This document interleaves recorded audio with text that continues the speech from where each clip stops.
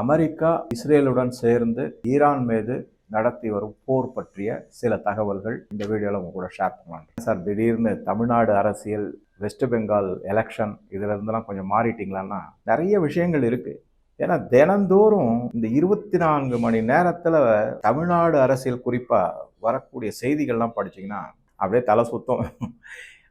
ஆனா நான் மீண்டும் மீண்டும் சொல்கிறேன், இந்த வீடியோவில் நான் ரொம்ப நாளாக சொல்லிக்கிட்டு இருக்கேன், 8 மாதம் 10 மாதம் இந்த போர் நடந்துக்கிட்டு தான் இருக்கும், அவ்வளோ சீக்கிரமாலாம் முடிவுக்கு வராது. அதுக்கு நான் சில காரணங்களை சொல்கிறேன் அப்படின்னு கூட சொல்லியிருந்தேன் உங்க கூட. அதில் மிக மிக முக்கியமான காரணமாக இந்த வீடியோவில் உங்க கூட எதை ஷேர் பண்ண போகிறேன் அப்படின்னா, பெட்டிங் மார்க்கெட்டை பற்றி. இது உலகத்தில் உலகத்தையே ஆட்டி படைக்கக்கூடிய ஒரு மிக மோசமான ஒரு உத்தி அப்படின்னு சொல்லலாம். கேவலமாக சொல்லணும்னா சனியன் அப்படின்னு சொல்லிடலாம். அந்த மாதிரி என்ன செய்வாங்க அப்படின்னா, போர் எங்கேயாவது ஆரம்பிக்கிறதுக்கு முன்னாடி நிறைய பிளானுங்கன்னு எல்லாம் செய்வாங்க. எந்த நாட்டு மேலே போர் தொடுக்கணும், எந்த நாட்டில் ரெஜிம் சேஞ்ச் வரணும், எப்படி மக்களை தூண்டி விடணும், போராட்டத்தில் எப்படி ஈடுபட வைக்கணும், இதெல்லாம் நிறைய நடக்கும். அதெல்லாம் நடந்து கொஞ்சம் கொஞ்சமாக அந்த கல்மினேஷன் பாயிண்ட் அப்படின்னு முடிவு வரும்போது என்ன பண்ணுவாங்கன்னா, போர் தொடுக்கிறதுக்கான ஆயத்தங்கள் இருக்கும்போது செய்திகளை அப்படியே கொஞ்சம் கொஞ்சமாக கசிய விடுவாங்க. இதை பற்றி அமெரிக்காவில் மிகப்பெரிய ஒரு பெட்டிங் மார்க்கெட், அதாவது கேம்பிளிங், சூதாட்டம் மிகப்பெரிய அளவில் நடக்குது. இதை பற்றின பல தகவல்களை நான் சேகரித்து வச்சுருக்கேன். எப்போலேருந்து அப்படின்னா, ஜனவரி 2026 தகவல்கள் வர ஆரம்பிச்சு. ரொம்ப முக்கியமானது அது. யார் யாரெல்லாம் எங்கெங்கெல்லாம் பெட்டிங் பண்ணுறாங்க, எப்படிலாம் செய்கிறாங்க, எந்த அளவுக்கு செய்கிறாங்க, எதன் மேலே பெட்டிங் செய்கிறாங்க, இந்த மாதிரிலாம் தகவல்கள்லாம் வந்துக்கிட்டே இருந்தது. எல்லாத்தையும் அப்பப்போ குறிப்பு எடுத்து வச்சு நோட் புக்கில் எழுதி வச்சுக்கிட்டு இருக்கும்போது, சரி இதை என்னைக்காவது ஒரு நாளைக்கு உங்க கூட ஷேர் பண்ணணும், அதுக்கு சரியான தருணம் அப்படின்னு. அது இப்போ எதுக்காக வந்திருக்கு அப்படின்னா, இந்த பெட்டிங் மார்க்கெட்டில் பலவிதமான தில்லுமுள்ளுகள்லாம் நடந்திருக்கு. எந்த மாதிரி தில்லுமுள்ளுகள் அப்படின்னா, என்ன சொல்றாங்க அப்படின்னா, குறைந்தபட்சம் $500 மில்லியன் அதிலிருந்து $1.75 பில்லியன் ஆச்சுங்களா. இந்த அளவுக்கான பெட்டிங் ஒவ்வொரு முறையும் நடக்குது. இது அதிகமாகிட்டு தான் போகுது அப்படிங்கிறாங்க. பல்வேறு விதமான சூதாட்டங்கள் நடந்துகிட்டு இருக்கு, பெட்டிங் மார்க்கெட்டில் நடந்துகிட்டு இருக்கு அப்படின்றாங்க. இதை எதை வச்சு பண்றாங்கன்னா, ஒன்லி ஈரான் வாரம் மட்டும் குறிப்பா வச்சு இந்த அளவு பெட்டிங் நடக்குது. இதை தவிர வேற ஏதாவது நடக்குதானா? ஆமா, உலகளாவில் பல நிகழ்வுகளை அடிப்படையில் அங்கங்க நடக்கக்கூடிய உள்நாட்டு விவகாரங்கள், போராட்டங்கள், ஆட்சி மாற்றங்கள், தேர்தல்கள், இது எல்லாத்தையும் வச்சுமே இந்த மாதிரி சூதாட்டங்கள் நடந்துகிட்டு தான் இருக்கு. இப்போ நான் போன இதில் சொன்ன மாதிரி, இந்தியாவில் குறிப்பா வெஸ்ட் பெங்கால் மற்றும் தமிழ்நாடு மேல மிகப்பெரிய சூதாட்டங்கள்லாம் நடந்திருக்கு. பாலி மார்க்கெட் அப்படின்னு இருக்கக்கூடியது அமெரிக்கா.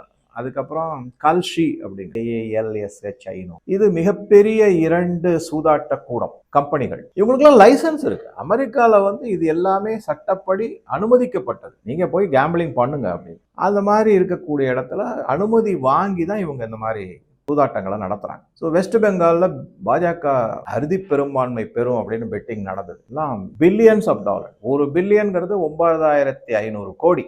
ஜஸ்ட் உங்களுக்கு ஞாபகம் வச்சுக்கோங்க. அதே மாதிரி தமிழ்நாடு மேலேயும் பெட்டிங் வச்சாங்க. தமிழ்நாடு மேல எப்படி பெட்டிங் வச்சாங்கன்னா, ஆரம்ப கட்டத்தில் DMK ஆட்சிக்கு வரும்னு சொல்லிட்டு சில 200-300 மில்லியன் பெட்டிங் நடந்தது. அதுக்கப்புறம் அதிமுக பாஜக கூட்டணி வரும்னு சொல்லிட்டு பெட்டிங் நடந்தது. கடைசியில நான் ஒரு வீடியோ போடுறது இந்த பெட்டிங் மார்க்கெட் கொஞ்சம் ஓரளவுக்கு வச்சுதாங்க.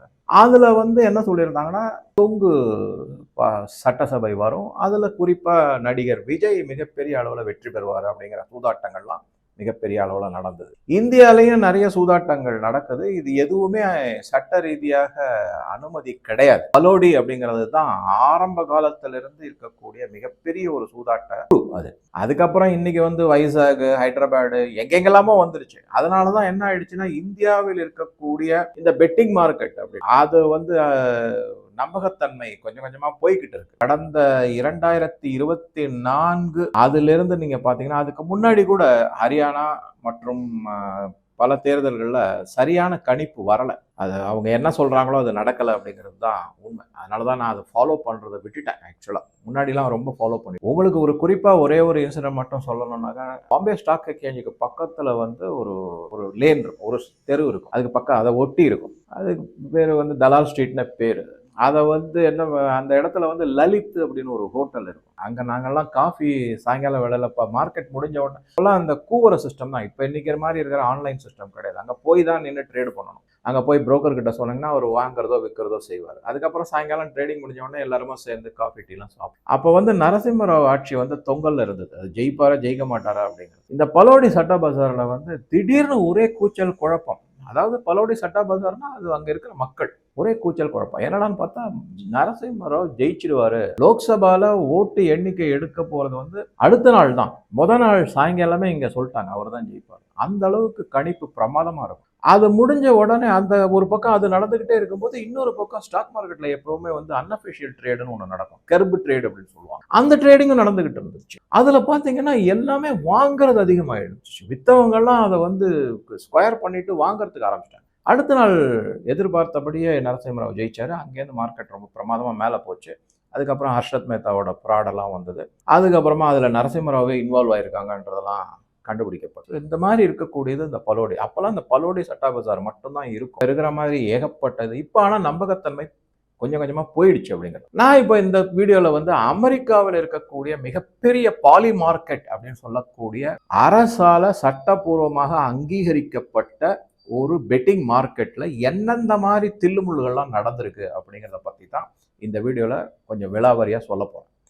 கொஞ்சம் ஏன்னா இன்ட்ரோடக்ஷன்ல கொஞ்சம் இந்தியாவை பற்றியும் சேர்த்துக்கிட்டதுனால கொஞ்சம் லெங்க்தியாக இருக்கும். தயவு செஞ்சு முழு வீடியோவும் பாருங்க. ஒரு நல்ல புரிதல், உலகத்தில் எந்தெந்த மாதிரிலாம் நடவடிக்கைகள்லாம் நடந்துகிட்டு இருக்குங்கிறது நமக்கு ஒரு தெளிவு கிடைக்கும். அதனால தான் சொல்றேன். நம்ம எல்லாம் வெறும் வந்து போரை மட்டும் பார்த்துக்கிட்டு இருக்கோம். அதுக்கு பின்னாடி எவ்வளோ பெரிய பணம் பூந்து விளையாடுது அப்படிங்கிறது ஒன்றும் இல்லை. இப்போ தமிழகத்திலே எவ்வளோ பணம் விளையாட போகுதுன்னு பார்த்துக்கிட்டே இருக்கத்தானே போறீங்க. நான் லஞ்சம் கொடுக்க மாட்டேன், நான் வந்து தூய சக்தி, மற்றவங்க எல்லாம் தீய சக்தின்னு அவர் வந்து பணம் விளையாடிட்டு இருக்கு. இப்போ ஆக்சுவலா நடிகர் விஜய் ஆட்சி அமைப்பதற்காக பல தகவல்கள் அப்படியே நீங்க எல்லாருமே படிச்சுக்கிட்டு இருப்பீங்க. என்னுடைய கண்ணோட்டத்தை நான் வேற மாதிரி இன்னொரு வீடியோல சொல்றேன். இப்ப எப்படின்னா இந்த குறிப்பிட்ட இதுல வந்து அமெரிக்கால ஈரான் மேல தொடுக்கப்பட்ட போர் மூலமாக எண்ணெய் வியாபாரம், அதனுடைய யூக வியாபாரம்னு சொல்லுவாங்க. அதாவது ஃபியூச்சர்ஸ், யூகம், நாளைக்கு என்ன விலை இருக்கும் அப்படிங்கிறது.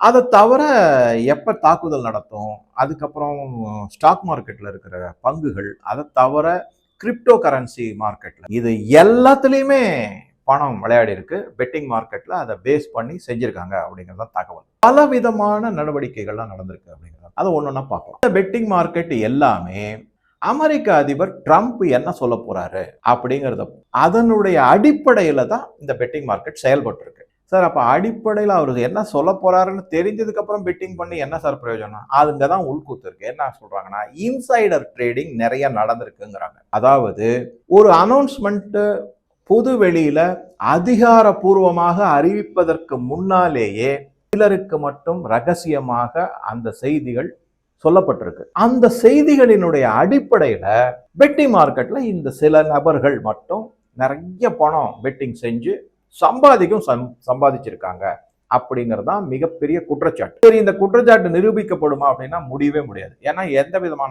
ஆதாரமும் இதுக்கு கிடையாது. ஆனா நமக்கு ஒரு புரிதல் வேணும், நமக்கு ஒரு தெரிதல் வேணும். அதனாலதான் நான் இதை எடுத்து ட்ரம்ப் மேல மிகப்பெரிய ஒரு குற்றச்சாட்டு. இப்போ ஒரு உதாரணத்துக்கு சொல்லணும்னா, இப்ப ஒரு 5-6 இன்சிடென்ட்டை சொல்லணும். 28/2/2026 6 பாலி மார்க்கெட் அக்கவுண்ட்ல $1.2 மில்லியன் பெட்டிங் பெரிய அளவுல நடந்திருக்கு. ஒவ்வொரு அக்கௌண்ட்ல 6 அக்கௌண்ட்ல $1.2 மில்லியன்.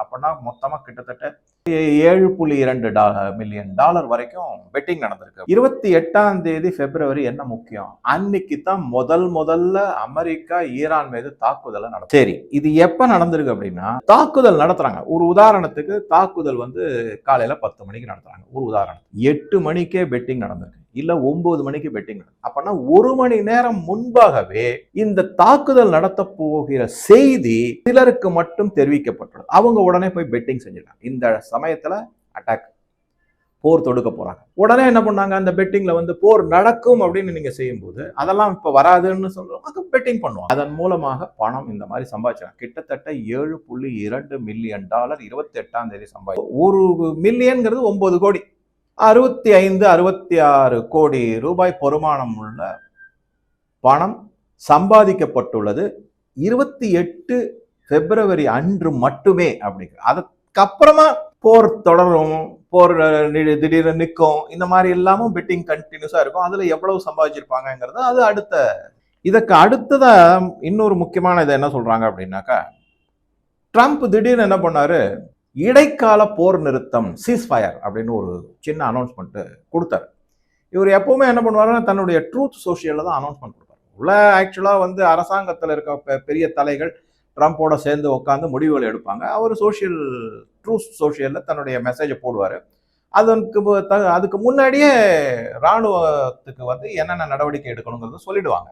இவர் இந்த நியூஸ் டெசிஷன் எடுத்து முடிவை எடுத்து தாக்குதலுக்கு தற்காலிகமாக நிறுத்தப்படுவது இதெல்லாத்தையும் அதுக்கு ஒரு மணி நேரத்துக்கு முன்னாடியோ, அரை மணி நேரத்துக்கு முன்னாடியோ, 2 மணி நேரத்துக்கு முன்னாடியோ திரும்பவும் இந்த ஃபர்ஸ்ட் சீஸ்ஃபயர் முதல்ல வந்தது. அப்ப வந்து என்ன பண்ணிருக்காங்க சொல்றாங்கன்னா, கிட்டத்தட்ட $1,63,000 ட்ரம்பே சம்பாதிச்சிருக்காரு பெட்டிங் செஞ்சு அப்படின்னு. அதாவது ட்ரம்ப்னா அவருடைய குடும்பம் சம்பாதிச்சிருக்காங்க இந்த சீஸ்ஃபயர் அனௌன்ஸ்மெண்ட் அதன் அடிப்படையில அப்படிங்க. அதுக்கப்புறம் என்ன பண்றாங்கன்னா 28 மார்ச் அப்ப வந்து என்ன சொல்றாங்கன்னா கிட்டத்தட்ட 500 மில்லியன்ங்கிறது கிட்டத்தட்ட 4,600-700 கோடி ரூபாய். அதுல இருந்து 580 மில்லியன், ஸோ 5,000 கோடி ரூபாய் வரைக்கும் எண்ணெய் மேல பெட்டிங் நடத்திருக்காங்க. நான் சொன்ன மாதிரி ஒரு நிகழ்வை பத்தி பெட்டிங் நடக்கலாம், இல்ல ஒரு பொருட்கள் கமாடிட்டிஸ் மேல பெட்டிங் நடக்கலாம், இல்ல ஸ்டாக் மார்க்கெட்ல பெட்டிங் நடக்கலாம். இந்த மாதிரி நிறைய நடக்கும். இண்டெக்ஸ் இவ்வளவு மேல போகும், இல்ல இவ்வளவு கீழே இறங்கும். இந்த மாதிரி பெட்டிங்ஸ்லாம் நிறைய நடந்துகிட்டே தான் இருக்கு. அதே மாதிரி கிரிப்டோ கரன்சிலையும் நடக்கும். பிட்காயின், எத்திரம். இன்னொரு இது படித்தேன், மீம் காயின்ன்றது ட்ரம்போட சொந்த ஒரு கிரிப்டோ கரன்சி. அது படுவீழ்ச்சி அடைந்துகிட்டு வருது. அவர் தனக்கு எல்லாருக்கிட்டையும் வித்துட்டு தன்னுடைய பணத்தை சம்பாதிச்சுட்டாரு. அந்த பிட்காயின் மீம் காயின் வாங்கினவங்க எல்லாரும் பெரிய நஷ்டத்துல இருக்காங்க அப்படிங்கிறதையும் நியூஸ் படித்தேன் நான். சரி, இந்த சமயத்துல தான் என்ன சொல்றாங்கன்னா, இந்த 500 580 மில்லியன் டாலர் 28 மார்ச் அன்னைக்கு செஞ்சிருக்காருங்க இல்லையா, பெட்டிங் நடந்ததுல. அது கரெக்டா 15 நிமிடம் ட்ரம்ப் தன்னுடைய அனௌன்ஸ்மெண்ட்டை வெளியே விடுறதுக்கு முன்னாடி செய்யப்பட்டது அப்படிங்க. கரெக்டா 15 நிமிஷத்துல ஏகப்பட்ட பெட்டிங் ஆர்டர் அந்த பாலிமார்க்கெட் எல்லாம் ஆன்லைன் பெட்டிங் போட்டு அடிச்சு தள்ளியிருக்காங்க. அதுக்கப்புறம் என்ன பண்ணிருக்காரு, 15 நிமிஷத்துக்கு அப்புறமா ட்ரம்ப் வந்து தன்னுடைய ட்ரூத் சோஷியல்ல இந்த மாதிரி அப்படின்றத போட்டார். அதாவது போர் நடவடிக்கையை நாங்க கொஞ்சம் தாமதப்படுத்துறோம் அப்படிங்கிற அறிக்கையை 28 மார்ச் அன்றைக்கு ஒரு 15 நிமிஷத்துக்கு முன்னாடி பெட்டிங் நடந்திருக்கு. அந்த 15 நிமிடம் பெட்டிங் எல்லாம் முடிஞ்ச உடனே இவர் தன்னுடைய ட்ரூத் சோஷியல்ல அனௌன்ஸ்மெண்ட்டை போட்டுட்டார். அது ஒரு முக்கியமான. அங்கேயும் நிறைய பணம் சம்பாதிச்சிருக்காங்க. அதுக்கு அடுத்ததா எதை சொல்றாங்கன்னா, இது பாருங்க, நீங்க பாத்துக்கிட்டே வந்தீங்கன்னா முதல்ல வந்து வெறும் $7 மில்லியன், அதுக்கப்புறம் ஒரு $2 மில்லியன், அதுக்கப்புறம் வந்து ஒரு $500 மில்லியன் இருந்து $580 மில்லியன். இப்ப அடுத்ததான் எங்க வந்து நிக்குது அப்படின்னு பாத்தீங்கன்னா, 7ஆம் தேதி ஏப்ரல் போது ஒரு பெட்டிங் நடந்திருக்கு. அப்ப வந்து என்ன அப்படின்னாக்கா, இதே மாதிரிதான் 2 வாரம் சீஸ்ஃபயர் அனௌன்ஸ் பண்றதுக்கு கரெக்டா 20 நிமிஷத்துக்கு முன்னாடி பெட்டிங் நடந்தது. அதனுடைய அளவு பாத்தீங்கன்னா பிரமிப்பா இருக்கு எனக்கே. $950 மில்லியன் இருந்து கிட்டத்தட்ட $1.7 பில்லியன் வரைக்கும் அந்த அளவுக்கு பெட்டிங் பண்ணிருக்காங்க. மிகப்பெரிய அளவிலான பெட்டிங். இதெல்லாம் 20 நிமிஷத்துக்கு முன்னாடி பெட்டிங் நடந்திருக்கு. 20 நிமிடம் கழித்து இவர் என்ன சொல்லியிருக்காருன்னா 2 வாரத்துக்கு சீஸ்ஃபயர் அப்படின்னு அனௌன்ஸ் பண்ணிட்டார். அதுதான் இப்ப ஆக்சுவலா ஓடிக்கிட்டு இருக்கு. நடுவுல தாக்குதல் நடக்குது. இது இப்ப நேத்திக்கு கூட பார்த்தேன், அமெரிக்கா வந்து 2 ஆயில் டேங்கர் ஈரானோட மேல தாக்குதல் நடத்திருக்காங்க அப்படிங்கிறது. ஆக மொத்தம் போர் நிறுத்தம்லாம் இல்ல, அப்பப்ப கொஞ்சம் கொஞ்சமா நடந்திருக்கு. இதுக்கு பின்னாடி வந்து பல காரணங்கள் இருக்கு. அதை பத்தின தனி டீட்டெயிலா ஒரு வீடியோ நம்ம கூட ஷேர் பண்றோம். ஸோ இப்போ அதே மாதிரி 7ஆம் தேதி ஏப்ரல் 2026 $950 மில்லியன் இருந்து $1.7 மில்லியன் வரைக்கும் பெட்டிங் நடந்திருக்கு அப்படிங்கிறது பார்க்கிறோம். இது 2 வார சீஸ்ஃபயருக்காக கொடுக்கப்பட்டது. அதன் பிறகு மீண்டும் 17ஆம் தேதி ஏப்ரல் அன்று $760 மில்லியன் ஒரு பெட்டிங் நடந்திருக்கு. இந்த பெட்டிங் என்ன அப்படின்னாக்க, ஆயில் விலைகள் இறங்கும் அப்படின்னு. அதை பத்தி கூட நடுவில் 2-3 வீடியோல நான் சொல்லியிருந்தேன். பிரெண்ட் ஆயில் வந்து இன்னைக்கு தேதிக்கு ஒரு நேத்தி வரைக்கும் நான் பார்த்த வரைக்கும் $98 $100 அதுல இருக்கும். இதே அமெரிக்கன் US க்ரூட் அப்படின்னு இருக்கும். அதுல நீங்க பாத்தீங்கன்னா அது எப்பவுமே ஒரு $8 $7 இல்ல அது மாதிரி இந்த பிரெண்டை விட அது கம்மியா இருக்கும். இந்த காலகட்டத்துல நான் சொன்ன இந்த 17ஆம் தேதி ஏப்ரல் 27ஆம் தேதி ஏப்ரல் இந்த மாதிரி எல்லாம் பார்க்கும்போது அமெரிக்காவில் இருக்கக்கூடிய ஆயிலினுடைய விலை பிரெண்ட் க்ரூட் ஆயிலை விட ஒரு $7-8 அதிகமா இருந்தது. அதாவது பிரீமியமா இருந்தது. டிஸ்கவுண்ட்ல இல்லாம பிரீமியமா இருந்தது. அப்பன்னா பெட்டிங்ல பயங்கரமா விளையாடி இருக்காங்க அப்படின்னு அர்த்தம். இதுல என்ன வேடிக்கைன்னா, சார் இவங்கெல்லாம் அந்த ஆயில் மேல பெட்டிங் பண்றாங்களே, அந்த ஆயில் அவங்க வாங்க போறாங்களா? கிடையாது. இது வெறும் யூக அடிப்படையில வெறும் கான்ட்ராக்ட் மட்டும்தான். நான் இவ்வளவு வாங்குறேன் இல்ல இவ்வளவு விற்கிறேன் அப்படின்னு கான்ட்ராக்ட் இருக்கும். அந்த அவங்களுக்கு லாபம் வந்துச்சுனாக்கா உடனே அதை ஸ்கொயர் பண்ணிட்டு அந்த கான்ட்ராக்டை கேன்சல் பண்ணிட்டு இது பண்ணிட்டு லாபத்தை மட்டும் எடுத்துப்பாங்க. இல்ல நஷ்டமடையவர்களும் அதே மாதிரி கேன்சல் பண்ணிட்டு கான்ட்ராக்டை முடிச்சு விட்டுட்டு அதோட நஷ்டத்தை எடுத்துப்பாங்க. அதுக்கான பணத்தை கட்ட வேண்டியதா இருக்கும். அவ்வளவுதான். ஆயில் வந்து ஆக்சுவலா வந்து டெலிவரி வரவே வராது. அது யாரு வாங்குவாங்கன்னா நம்மள மாதிரி நுகர்வோர்கள், இந்தியா போன்ற பல நாடுகள் இருக்கு. அவங்களுடைய நாட்டு மக்களுக்காக டெலிவரி வாங்குவாங்க. இந்த மாதிரி நான் சொல்றது எல்லாமே ஒரு யூக அடிப்படையில கான்ட்ராக்ட் மட்டும்தான் இருக்கும். அதனாலதான் வந்து பிசிக்கல் டெலிவரி வேற, கான்ட்ராக்ட் டெலிவரி வேற அப்படிங்கிறத கொஞ்சம் கொஞ்சம் அப்படி புரிஞ்சுக்கிட்டீங்கன்னாக்கா இன்னும் கொஞ்சம் தெளிவு வரும் உங்களுக்கு. ஸோ அந்த மாதிரி நடந்துச்சு. ஸோ இதெல்லாம் வந்து என்ன சொல்றாங்க அப்படின்னா, சார் இதுக்கெல்லாம் ஒன்றும் கட்டுப்பாடே கிடையாதா, ஒண்ணுமே செய்ய முடியாதா அப்படின்னா வருது. அமெரிக்காவில் வந்து சிஎஃப்டிசி அப்படின்னு ஒன்று இருக்கு. அதாவது கமாடிட்டிஸ் ஃபியூச்சர்ஸ் ட்ரேடிங் கமிஷன் அப்படின்னு ஒன்று இருக்கு.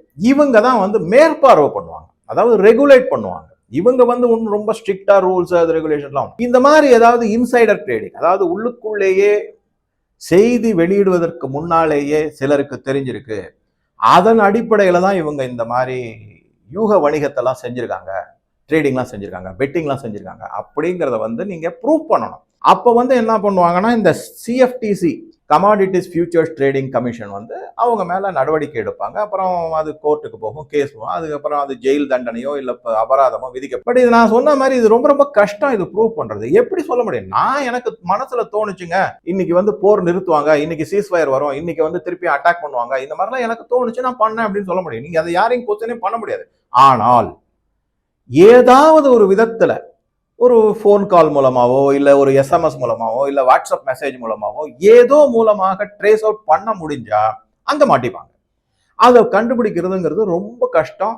இதுதான் இது வரைக்கும் இன்னைக்கு. ஏன்னா 1930ல இருந்தே இந்த யூக வணிகத்துல இந்த மாதிரி பணம் விளையாடிக்கிட்டு தான் இருந்திருக்கு. இதை வந்து இன்சைடர் ட்ரேடிங்கும் நடந்துகிட்டு தான் இருந்திருக்கு. யாராலையும் ஒன்றும் செய்ய முடியல. 1-2 கேஸ்ல மாட்டியிருக்காங்க, அவங்கள போட்டு தாக்கியிருக்காங்க, அவங்களுக்கு அபராதம் விதிக்கப்பட்டது, பனிஷ்மெண்ட் கொடுக்கப்பட்டது, அது இருக்கு. பட் பெரும்பான்மையான என்னை பொறுத்த வரைக்கும் ஒரு 95% இதுல கண்டுபிடிக்க முடியாம போகுது. ஆனா மக்களை ஏமாத்தி ஏதோ போர் நடக்குது, நம்ம எல்லாம் போரை பத்தி பார்த்துட்டு இருப்போம், இந்த பக்கம் இவங்க இந்த மாதிரி இன்சைடர் ட்ரேடிங் பண்ணி பணத்தை சம்பாதிச்சிருப்பாங்க. இதுல இன்னொரு முக்கியமான ஒரு உதாரணத்தையும் நான் சொல்றேன். என்னன்னாக்க, இந்த பாலி மார்க்கெட்ல என்ன சொல்றாங்கன்னா, மாகா மை மேன் அப்படிங்கிற ஒரு அக்கௌண்ட், அந்த பாலி மார்க்கெட்லயே அந்த அக்கௌண்ட் இருக்கு. அதுல வந்து அந்த மாகா மைமேன் அக்கௌண்ட் வந்து கிட்டத்தட்ட $5,50,000 முன்னாள் ஈரான் மத தலைவர் அயத்துல்லா அலி கமேனி அவர் இறந்து போவார்னு பெட்டிங் செய்து இந்த மாகா மைமேன்ற அக்கௌண்ட் சம்பாதிச்சிருக்காங்க அப்படின்னு. இது என்னன்னா, சார் இதெல்லாம் எப்படி உங்களுக்கு தெரியும் அப்படின்னா, ஒண்ணும் கிடையாது. நீங்க அந்த பாலி மார்க்கெட்டினுடைய டேட்டா எல்லாம் எடுத்து பாத்தீங்கன்னா அவங்க வந்து எல்லாத்தையுமே வெளிப்படையாக பதிவு செய்யறாங்க. அதுல போய் பாத்தீங்கன்னா உங்களுக்கு தெரிஞ்சிடும் யாரு என்ன டீல் பண்ணிருக்காங்க, எவ்வளவு சம்பாதிச்சிருக்காங்க, எவ்வளவு டீல் ஆயிருக்கு, எவ்வளவு கான்ட்ராக்ட் சைன் பண்ணிருக்காங்க, எல்லா டீட்டெயிலும் அதுல வந்துருது. இப்ப இந்த மாகா மை மேன் அப்படிங்கறத நீங்க பாத்தீங்கன்னா, அந்த அக்கௌண்ட்டுடைய பேரை வச்சு நீங்க பாத்தீங்கன்னா, மாகா அப்படிங்கிறது வந்து ட்ரம்ப்னால உருவாக்கப்பட்ட ஒரு தற்கொலை கூட்டம், அமெரிக்கால இருக்கக்கூடிய தற்கொலை கூட்டம். ஏதோ நம்ம எல்லாம் நினைச்சுக்கிட்டு இருக்கோம் தமிழ்நாட்டுல மட்டும்தான் இந்த மாதிரி கூட்டங்கள்லாம் இருக்கும், வெறி பிடிச்ச கூட்டம் அலையும். அங்க இதை விட வெறி பிடிச்சு 10 மடங்கு அதிகமா வெறி பிடிச்சு விட்டா வேற ஆளே கிடையாதுன்னு அவருக்கு வந்து ஜீசஸ்னுடைய வேஷத்தெல்லாம் வேற போட்டு அவரை போஸ்டர் எல்லாம் அடிச்சு ஒட்டியிருக்காங்க. அதெல்லாம் நடந்துகிட்டு தான் இருக்கு. அந்த மாதிரி ஒரு வெறி கூட்டம் தான் அந்த மாகா கூட்டம். அப்படி அந்த மாகா கூட்டத்துக்கு இந்தியர்களை கண்டாலே பிடிக்கல, எல்லாரையும் விரட்டி அடிக்கணும்ன்றாங்க. பல விதமான நடவடிக்கைகள்லாம் போயிட்டு இருக்கு. இதை நான் சொன்னா அங்க இருக்கிற இந்தியர்களுக்கு பிடிக்காது, அது வேற விஷயம். நான் பல வீடியோக்களை சொல்லிட்டேன், இப்பெல்லாம் அதை பத்தி ஜாஸ்தி பேசுறது இல்லை. இப்ப அடுத்ததா இந்த மாகா கூட்டங்கிறது யாரு? எல்லாம் ட்ரம்ப்போட ஆள். இந்த ட்ரம்ப்புடைய ஆட்களுக்கு எப்படி அயத்துல்லா அலி கமேனி முன்னாள் மத தலைவர் ஈரானுடையது அவர் கொல்லப்படுவார் அப்படிங்கிறது எப்படி தெரியும்? இவங்க சொல்லாம தெரியும், நியூஸ் லீக் ஆயிருக்குங்கிறது கண்டிப்பா இதுல இருந்து தெரியுது. $5,00,000 மாகால வந்து அவங்க மக்கள் சம்பாதிச்சிருக்காங்கன்னா சாதாரண விஷயம் கிடையாது. ஸோ இது ஒரு முக்கியமான இன்னொரு உதாரணமாக நம்ம பார்க்கலாம். அதே மாதிரி இன்னும் சில உதாரணங்கள் இருக்கு. இன்னொன்னு என்ன சொல்றாங்கன்னா, இது வந்து நியூயார்க் டைம்ல பப்ளிஷே பண்ணியிருக்காங்க. என்னன்னா கிட்டத்தட்ட 16 அக்கௌண்ட் இந்த அயத்துல்லா கமேனி இறக்க போகிறாருங்கிறத வச்சு 16 account Polymarket betting company மூலமாக ஒவ்வொருத்தரும் $8.5 லட்சம் பெட்டிங் செஞ்சு பல லட்சம் டாலர், ஒவ்வொருத்தரும் ஒரு லட்சம் டாலர் லாபமாக சம்பாதித்துள்ளார்கள் அப்படிங்கறது நியூயார்க் டைம்ஸ்ல ஒரு நியூஸ், ஒரு செய்தியாவே வந்திருக்கு. 16 அக்கவுண்ட்ல ஒவ்வொருத்தரும் ஒரே டாலர். அது நீங்க யோசிச்சு பாருங்க சார், $1 லட்சம் என்ன பெரிய விஷயமா கிடையாது.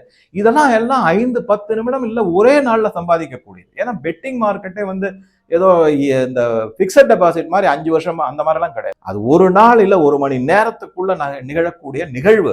அதை பேஸ் பண்ணி இல்ல மேக்சிமம் போனீங்கன்னா 2-3 நாள் ஆயிடும், அவ்வளவுதான். அது 2-3 நாள்ல நீங்க $1 லட்சம் சம்பாதிக்கிறீங்கன்னா அது பெரிய விஷயம். அது 95 லட்சத்துக்கு ரூபாய்க்கு சமானம். ஸோ அங்க அது மாதிரி சொல்லியிருக்காங்க. அதே மாதிரி 6 சந்தேகத்திற்குரிய இன்சைடர் ட்ரேடிங் அக்கௌண்ட்டை கண்டுபிடிச்சிருக்காங்கிறதையும் நியூயார்க் டைம்ஸ்ல போட்டிருக்காங்க. அது ஒவ்வொன்றும் $1.2 மில்லியன் பாலி மார்க்கெட்ல இருந்து பெட்டிங் மூலமாக சம்பாதித்துள்ளார்கள் அப்படிங்கறதெல்லாம் செய்திலாம் வந்திருக்கு. இந்த மாதிரி நிறைய செய்திகள்லாம் படிச்ச போது எனக்கு ஏற்கனவே இந்த ஃபைனான்ஸ் மார்க்கெட்டு இதை பத்திலாம் ஓரளவுக்கு, ரொம்ப ஒன்றும் நான் பெரிய அப்படியே மேதாவி அப்படின்லாம் சொல்லலை, ஏதோ கொஞ்சம் தெரியும். ஒரு அட்லீஸ்ட் ஒரு ஜூனியர் கேஜி லெவல்ல எனக்கு தெரியும். எல்கேஜிலேருந்து யூகேஜி சொல்றாங்களா அந்த அளவுக்கு ஓரளவுக்கு தெரியும், அவ்வளவுதான். இப்ப இதுல என்ன முக்கியமானன்னா, ட்ரம்ப் வந்து இதுல விளையாடி இருக்காருங்கிறதுக்கு சில தகவல்களையும் நான் படிச்சேன். என்ன மாதிரி அப்படின்னா, மைக்கேல் செலிக் அப்படிங்கிறவரை இந்த கமாடிட்டிஸ் ஃபியூச்சர் ட்ரேடிங் கமிஷனுக்கு பல நாட்களாக தலைவர் பதவி, டைரக்டர்கள் இதெல்லாம் இல்லாம இருந்தது. ட்ரம்ப் 2025 அவர் 24ல பதவி வகித்தாரு. உடனே வித்தின் ஒரு 6 மாசம் 8 மாசத்துக்குள்ள 25 ஆரம்பத்துல இந்த மிக்கேல் செலிக் வந்து அதனுடைய சீஃப், அதாவது டைரக்டர் மாதிரி அவரை போட்டார். அவரை அப்பாயிண்ட் பண்ணாங்க. அப்பாயிண்ட் பண்ண உடனே என்ன ஆச்சு அப்படின்னா, வேற யாரையுமே அப்பாயிண்ட் பண்ணல.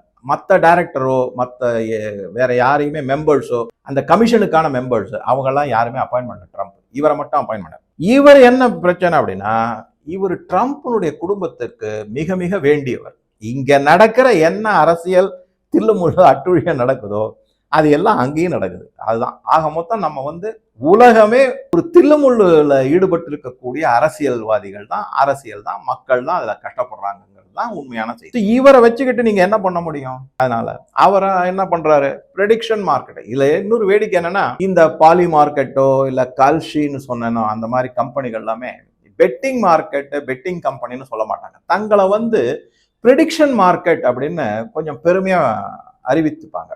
அதாவது பெட்டிங், அது வந்து சூதாட்டம்னு சொல்லக்கூடாதான். இல்லைங்க, நாங்கள் ப்ரெடிக்ட் பண்ணுறோம், ஸ்டாட்டிஸ்டிக்ஸ் மேத்தமேட்டிக்கல் மாடல்லாம் வச்சு அது இருக்கு. ஆனால் இல்லைன்னு நான் சொல்லலை. நிறைய ஸ்டாட்டிஸ்டிக்கல் மாடல் இருக்கு, மேத்தமேட்டிக்கல் மாடல் இருக்கு. அதை வச்சு தான் நிறைய ப்ரெடிக்ஷன்லாம் பண்றாங்க, நான் இல்லைன்னு சொல்லலை. ஆனா இவங்க பண்றது அந்த மாதிரி கிடையாது. இது வந்து உள்ள இருந்து வர செய்தியை பேஸ் பண்ணி செய்யக்கூடிய பெட்டிங். இந்த பாலி மார்க்கெட் நான் சொன்ன மாதிரி மழை வருமா வராதால இருந்து, ஆட்சி மாற்றத்துல இருந்து, போர்ல இருந்து எல்லாத்துக்கும் பெட்டிங் பண்ணுவாங்க இந்த மாதிரி ஒரு கம்பெனி. இப்ப இந்த ப்ரெடிக்ஷன் மார்க்கெட் மேல இவர் என்ன நடவடிக்கை எடுக்க முடியும்? ஏன்னா இவர் ட்ரம்ப் தான் இதுல இன்வால்வ், அவங்க குடும்பம் தான் இதுல இன்வால்வ். சரி சார், இவ்வளவு தெளிவா சொல்றீங்களே, குடும்பத்துல எப்படி இன்வால்வ்மெண்ட் இருக்கு அப்படின்னாக்கா, இந்த பாலி மார்க்கெட் சொன்னேன் இல்லைங்களா, அதுல வந்து டொனால்ட் ட்ரம்ப் ஜூனியர் அவர் வந்து அதுல ஒரு இன்வெஸ்டரா இருக்காரு. ஃபர்ஸ்ட் பாயிண்ட், அந்த கம்பெனியினுடைய முதலீட்டாளர்ல ஒருத்தரா இருக்காரு. அதை தவிர அதுல ஒரு டைரக்டரா இருக்காரு, ஒரு அட்வைசரி சர்வீஸ் கொடுத்துக்கிட்டு இருக்காரு, அதுக்கு பணம் வாங்கிக்கிறாரு. ஸோ அப்ப பாலி மார்க்கெட் ஒரு சூதாட்ட கம்பெனி. அதுல ஆட்சியில் அதிபராக, அமெரிக்காவின் அதிபராக இருக்கக்கூடியவருடைய பையன் அந்த கம்பெனியில ஒரு அட்வைசர், ஸ்ட்ராட்டஜிக் அட்வைசர் அப்படின்ற மாதிரி ரோல்ல இருக்காங்க. அதை தவிர இன்வெஸ்ட்மெண்ட்டும் பண்ணிருக்காங்க. எப்படி நீங்க நம்பாம இருக்க முடியும்? இவங்க எல்லாம் வந்து கேட்டா எத்திக்ஸ் அது இது அப்படின்னா, ஆஃபீஸ் ஆஃப் ப்ராஃபிட் அப்படி இப்படிலாம் பேசுவாங்க. ஆனா அதெல்லாம் கிடையாது. இதுல இன்னொரு வேடிக்கை என்னன்னா, இந்த கல்ஷி அப்படின்னு ஒன்று இது சொன்னேன் இல்லைங்களா, இன்னொரு கம்பெனி பாலி மார்க்கெட்டுக்கு போட்டியான கம்பெனி தான் இந்த கல்ஷி. அவங்க ஏதோ இந்த பெட்டிங் மார்க்கெட்ல இதுலலாம் கொஞ்சம் ஏதோ சில தில்லுமுள்ளுகள்லாம் பண்ணிட்டாங்க, அதனால அப்படின்னு சொல்லிட்டு அவங்க லைசன்ஸை கொஞ்சம் நாளைக்கு கேன்சல் பண்ணி வச்சிருந்தாங்க. அந்த கல்ஷி கம்பெனிக்கு பாலி மார்க்கெட்ல ஸ்ட்ராட்டஜிக் அட்வைசரா டொனால்ட் ட்ரம்ப் ஜூனியர் இருக்காரு, சம்பளம் வாங்கிக்கிறாரு, பேமெண்ட் வாங்கிக்கிறாரு. அதே டொனால்ட் ட்ரம்ப் ஜூனியர் அந்த கல்ஷி கம்பெனிக்கும் அட்வைசரா இருக்காரு, ஸ்ட்ராட்டஜிக் அட்வைசர் அப்படின்னு சொல்லிட்டு. அங்கேயும் அவர் வேலை செய்யறாரு, அங்கேயும் அவர் சம்பளம் வாங்குறாரோ இல்ல பேமெண்ட் வாங்குறாரோ இருக்கு. ஸோ இதெல்லாம் வச்சு பார்க்கும்போது தினந்தோறும் இந்த பெட்டிங்லாம் நடந்துகிட்டு தான் இருக்கு. இதுக்கு தான் இப்ப லேட்டஸ்டா நான் இன்னொரு செய்தி ஒன்று படித்தேன். அது என்ன அப்படின்னு பார்த்தீங்கன்னா, இது வந்து சிஎன்பிசியில் வந்திருக்கிற செய்தி. அந்த கல்ஷி ட்ரேடர்ஸ் சி odds raising that a US-Iran nuclear deal will be reached by 2027 அப்படின்னு சொல்லிட்டு கல்ஷி பெட்டிங் கம்பெனி அறிவிச்சிருக்காங்க. கிட்டத்தட்ட 58% மக்கள் 2027 தான் இந்த அணு ஆயுதங்கள் பற்றிய ஒப்பந்தம் அமெரிக்காவுக்கும் ஈரானுக்கும் ஏற்படக்கூடும்னு பெட்டிங் பண்ணியிருக்காங்க. எங்க வருது பாருங்க அது மாதிரி. ஸோ இது மாதிரிலாம் பார்க்கும்போது இந்த போர் அவ்வளவு சீக்கிரம் முடிவுக்கு வரும் அப்படிங்கிறது என்னை பொறுத்த வரைக்கும் கிடையாது. இதுல ஏன் வராது? இப்ப நான் தற்காலிகமா ஒரு போர்ல ஒரு தொய்வு அப்படி மாதிரி இருக்கு அப்படின்னு பாத்தீங்கன்னா அதுக்கு சில காரணங்கள் இருக்கு. அந்த காரணத்தையும் நான் உங்களுக்கு தனியா ஒரு வீடியோவா உங்க கூட ஷேர் பண்றேன். இந்த வீடியோக்களை பற்றிய உங்க கருத்துக்களை தெரிவிக்கவும் நன்றி, வணக்கம்.